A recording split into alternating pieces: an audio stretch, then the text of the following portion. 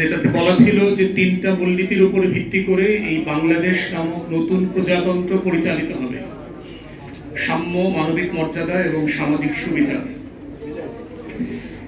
অথচ দেখেন, সেই বাংলাদেশটা, যেই বাংলাদেশের ঘোষণাপত্রের আলোকে হাজার হাজার লক্ষ লক্ষ মানুষ মুক্তির লড়াইতে নেমে গিয়েছিল আমার বাবার মতো জীবন যৌবনকে ত্যাগ করে, তারা আসলে কেমন বাংলাদেশ পেয়েছিল এবং এই ৭২-এর সংবিধানটার ক্রাইসিসটা কোথায়?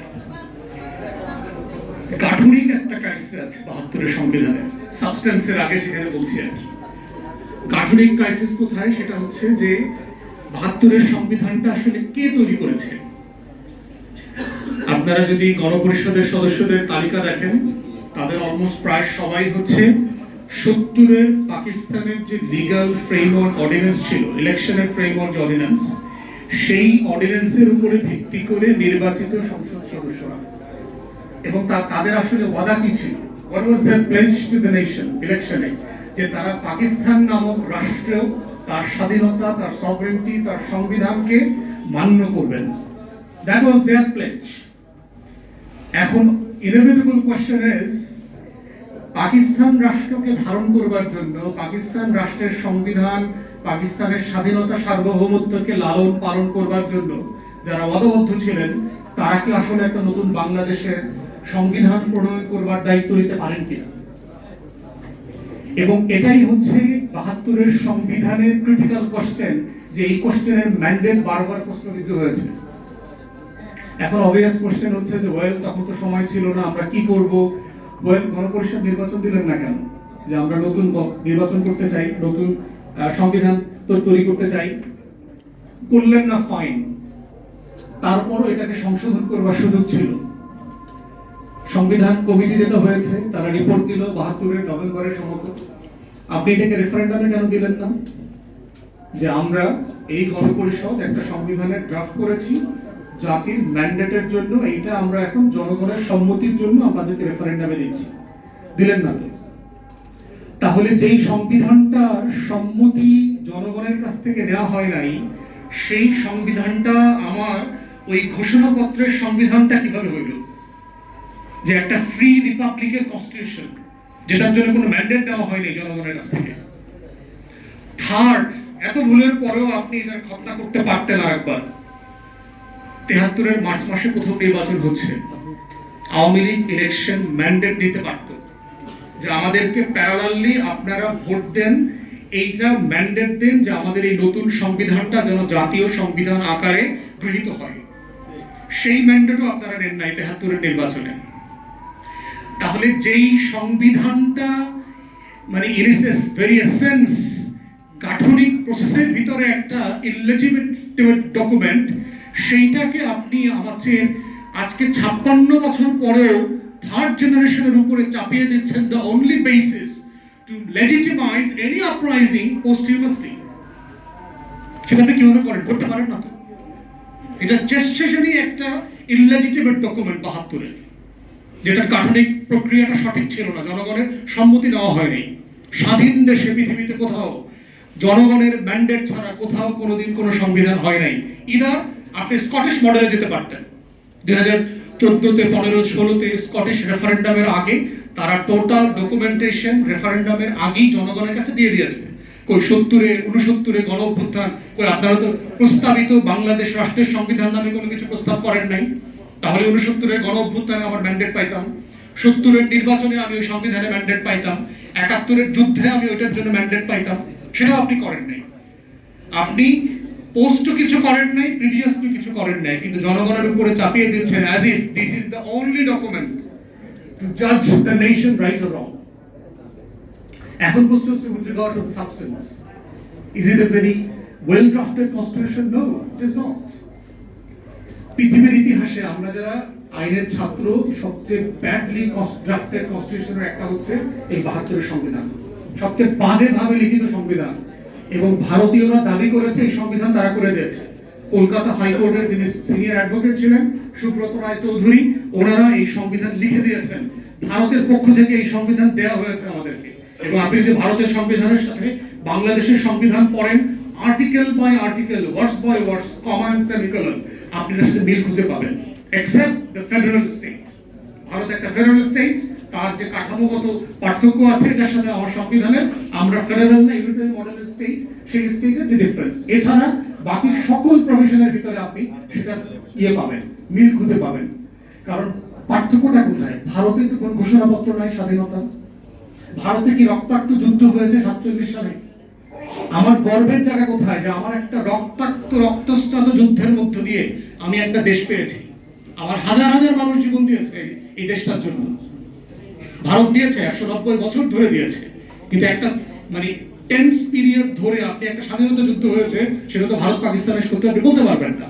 ভারত পাকিস্তানের যুদ্ধে কোনো ঘোষণাপত্র ছিল না, কিন্তু আমার স্বাধীনতা যুদ্ধে একটা ঘোষণাপত্র ছিল। এই জন্যই হচ্ছে গাঠনিক প্রক্রিয়ার জায়গাতে 72-এর সংবিধানটা প্রবলেমেটিক।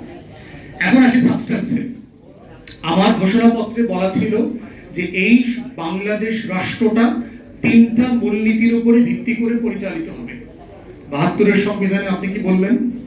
নতুন করে 4টা মূলনীতি দিলেন, অ্যাবসলিউটলি আনবিনোন টু দ্য নেশন। আমাদের কারো কাছে জানা ছিল না যে 4টা জিনিস কোথা থেকে আসলো।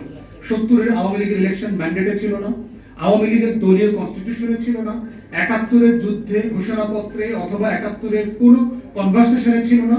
সাডেনলি 72 সালে এই 4টা মূলনীতি কোথা থেকে আসলো, এবং এই প্রত্যেকটা মূলনীতি ইনহারেন্টলি কন্ট্রাডিক্টরি। আমরা যারা ছাত্র জীবনে লেফট পলিটিক্স করছি, শহীদুল আলম ভাই লন্ডনে লেফট পলিটিক্স করছেন, এটা বুঝবেন যে এটা সিম্পলি ডাজন্ট মেক সেন্স। আপনি বলছেন যে আমার রাষ্ট্র পরিচালিত হবে, এখানে ডেমোক্রেসি থাকবে, সমাজতন্ত্রও থাকবে। 72-তে ডেমোক্রেসি আর সমাজতন্ত্র এক জিনিস ছিল না। আপনি বলছেন যে এই জাতি বাঙালি বলিয়া পরিচিত হইবে। তাহলে আমার রাষ্ট্রের হাজার হাজার চাকমারা পাহাড়িরা যেই ঘোষণাপত্র শুনে যুদ্ধ করতে গিয়েছিল, তাকে আপনি 1 বছর পরে বললেন যে তুমি যদি বাঙালি না হও তোমার আইডেন্টিটির কোনো স্বীকৃতি আমার কাছে নাই। তাহলে ওই যে ফ্রি, ইনক্লুসিভ, ডেমোক্রেটিক রিপাবলিকের কথা বললেন, সেই রিপাবলিকের প্রত্যেকটা এসেন্স এন্ড প্রিন্সিপলের সাথে এই 4টা মূলনীতি যায় না সিম্পলি। কারণ এখানে অবাঙালিরাও যুদ্ধ করেছে। 16ই ডিসেম্বর এই স্বাধীন বাংলায় উর্দুভাষী মুক্তিযোদ্ধারা বিজয় মিছিল নিয়ে 32 নম্বরে গিয়েছে এবং তাদেরকে গুলি করে আমার সোনার বাংলার মুক্তিযোদ্ধারা হত্যা করেছে। উর্দুভাষী মুক্তিযোদ্ধা। চাকমাদেরকে শেখ মুজিব বলেছিল বাঙালি হয়ে যাওয়ার জন্য। তাহলে আপনি এই রাষ্ট্রটা তৈরি করলেন যে প্রিন্সিপালের উপরে ভিত্তি করে 72-এর সংবিধান তার প্রত্যেকটা প্রিন্সিপালের কুঠারে আঘাত করেছে। তাহলে এই সাবস্টেন্স দিয়ে আপনি এই রাষ্ট্রটাকে ইনক্লুসিভ কিভাবে ধরে রাখবেন? আপনি মানে গণতন্ত্র রাখবেন, আপনি আবার সমাজতন্ত্র রাখবেন, এবং রেখে কি হয়েছে দেখেন, কোন গণতন্ত্র হয়েছে। আপনার 72-এর সংবিধানে গণতন্ত্র ছিল, কিন্তু 73-এর নির্বাচনে তো আমরা গণতন্ত্র দেখি নাই। 73-এর নির্বাচনে তো আমরা কোনো গণতন্ত্র দেখি নাই। 293টা সিট পাওয়ার পরে শেখ মুজিব বঙ্গভবনে দাঁড়ায় বলেছে আজকে দেশে কোনো বিরোধী দল নাই। শেখ মুজিব বলছে। বিরোধী দল না থাকাটা কি আপনার দেশের জন্য কোনো ক্রেডিট? গণতন্ত্রের জন্য ক্রেডিট? জাসদের শত শত এমপি ক্যান্ডিডেটকে পিটায়া এলাকা ছাড়া করে দিয়েছে, কয়েক ডজনকে হত্যা করেছে, ইলেকশন করতে দেয়নি। তাহলে আপনারা কেন কিসের জন্য বললেন গণতন্ত্রের কথা? এটাই তো মুক্তির লড়াইতে ছিল। আপনি বলছেন যে সমাজতন্ত্র থাকবে, আবার বলছেন যে গণতন্ত্র থাকবে। গণতন্ত্রের সাথে তো উদার নৈতিক ক্যাপিটালিজম, পুঁজিবাদী সমাজের বৈশিষ্ট্য আছে। সংবিধানে বলা আছে যে একটা ফ্রি এন্টারপ্রাইজ থাকবে, কিন্তু সেখানে আপনি দেখলাম যে 72-এর পরে, 73-এর পরে বাংলাদেশের সব প্রাইভেট এন্টারপ্রাইজ, পাটকল, সবকিছুকে ন্যাশনালাইজ করে ফেললেন। এই ন্যাশনালাইজেশন তাহলে আমার মুক্তির লড়াইয়ের সাথে কনসিস্টেন্ট ছিল না তো। তাহলে এইভাবে 72-এর সংবিধান আমার মুক্তির লড়াইয়ের প্রত্যেকটা আকাঙ্ক্ষার সাথে বেইমানি করেছে। এবং তারপরে দেখেন এখানেই ক্ষান্ত হয় নাই, 4th অ্যামেন্ডমেন্ট করেছে শেখ মুজিব বেঁচে থাকা অবস্থায়। 4th সংশোধনী সকল রাজনৈতিক দল বিলুপ্ত করে তারা শুধুমাত্র একটা জাতীয় দল করেছে, সোভিয়েত ইউনিয়নের মডেলে জাতীয় দল। আওয়ামী লীগ মানে কি অভিশপ্ত একটা দল, নিজের দলটাকে পর্যন্ত বিলুপ্ত করে দিয়েছে। এবং এর সাথে বাংলাদেশের পতিত পলিউটেড বাম সিপিবিরা জড়িত ছিল।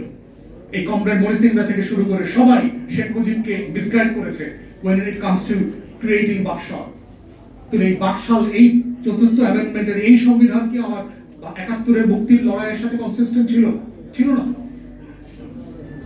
তারপরে কি করেছেন? সকল পত্রিকা নিষিদ্ধ করে দিলেন একটা ঘোষণা দিয়ে। রক্ষী বাহিনী শুধু ক্রিয়েট করলেন না, রক্ষী বাহিনীকে ইন্ডেমনিফাই করলেন যে রক্ষী বাহিনীর কোনো অন্যায়, অবিচার, ফৌজদারি অপরাধ কোনো আদালতে উত্থাপন করা যাবে না, চ্যালেঞ্জ করা যাবে না।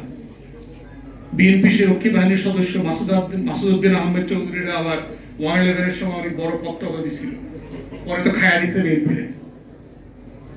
এই যে বাস্তবতাগুলো কেন নতুন প্রজন্ম বিপ্লবের আকাঙ্ক্ষা নিয়ে আবার 24-এ মাঠে নেমেছে, এই পুঞ্জীভূত কষ্ট, ক্ষোভ, বঞ্চনা যে মুক্তির লড়াইয়ের সাথে আমাদের সাথে জাতির সাথে বারবার গাদ্দারি করা হয়েছে, এই জন্যই there are problems with 72's constitution।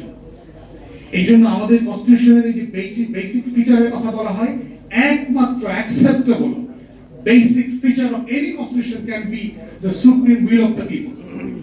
আর কোন প্রিন্সিপাল বেসিক ফিচার হতে পারবে না একটা কনস্টিটিউশনের। একমাত্র প্রিন্সিপাল জনগণের সভরেন উইল। জনগণ চাইবে, বইটাকে ধরবে, নেবে, মানবে।